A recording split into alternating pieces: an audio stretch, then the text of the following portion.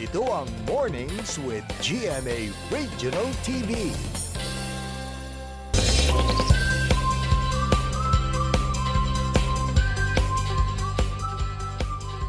Kinagigiliwan sa social media ang video ng isang chikiting na humihingi ng permisong makalabas ng bahay sa Agno, Pangasinan.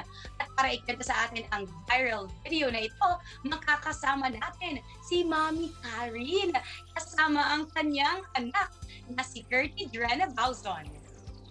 Naimbag na bigat, Mami Karen and Curtie. Siyempre, welcome to Mornings with GMA Regional TV. Good morning po, naimbag niya bigat. Ayan, kamusta naman ang bungad ng umaga ninyo, Mami Karen? Ito po, masaya naman po. Mami Karen, pag-usapan naman natin ang viral video ni Drena na talaga nga na mga nag-trending sa social media. Ano nga ba ang kwento sa likod nito, Mami? Bale, ano po yun, hapon po kasi yun, nasa labas po siya, naglalaro.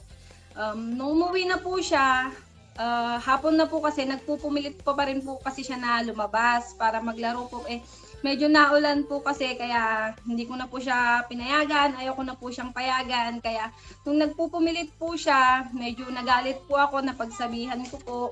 Kaya nung nakita niya po nagagalit ako, kaya yun po, sorry siya. Kaya humingi po siya ng sorry sa akin para payagan ko po siyang lumabas ulit. Ito, Mami, matanong ko, in-expect mo ba na magba-viral itong video? And syempre, ano ang naramdaman ninyo noong ang daming nag-share at nag-react sa video ni Drena? Actually po, hindi ko po in-expect na magba-viral siya kasi syempre parang katuwaan ko lang din po kasi na pinost sa social media. Syempre po, nasiyahan po ako kasi kapag tungkol kay, syempre natuwa po ako kasi bilang nanay po nakaka-proud po na na ganun nga po nag-viral yung video na pinost ko po sa social media po. Okay, Drena, ikaw naman. Masaya ka ba na nag-trending ang video mo sa social media? Opo. Kasi maraming magpanood. Ikaw, Mami Karen, ano ang epekto nito kay Drena at sa inyong buong pamilya? Bale, naging masaya po lalo si Drena, lalo na kapag po may mga nakakakita sa kanya at pinupuri siya. Parang mas lalo po siyang sumigla, mas ginanahan sa mga bagay-bagay, sa pakikisalamuha po. Ganun po. Eto naman, ngayong pandemic, nahilig din ba kayong mag-post ng mga content sa social media? At ano-ano yung naging epekto nito sa inyo? Opo, paminsan-minsan nagpo-post din po ako pero syempre nasiyahan po ako lalo kapag tungkol kay Drena. Ang mga pinopost ko po, marami po kasi mga papuri na natatanggap lalo na po bilang nanay.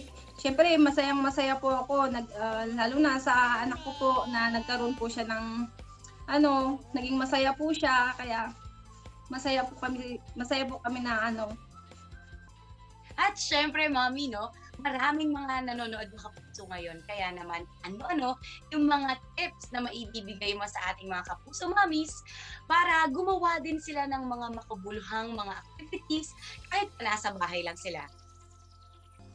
Sa mga kapwa kong mami, bukod sa pagiging busy natin sa bahay, dapat magkaroon din po tayo ng mga makabuluhang activities na pwede nating na pwedeng ma-involve sa ating mga anak para magkaroon tayo ng mas maraming bondings sa mga anak natin.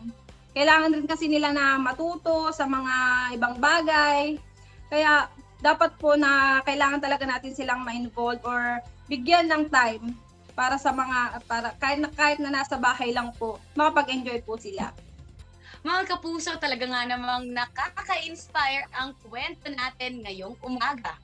Kaya, Drena, ano naman yung gusto mong sabihin sa mga batang gustong maging tulad mo? Sana po kayahin niyo ako maging saya palagi. Maraming salamat, Mami Karen. And of course, syempre na we wish all the best sa mga gusto niyo pang going contents sa social media. Thank you, mga kapuso. Thank you po, Ma'am Ash. Thank you po, mga kapuso.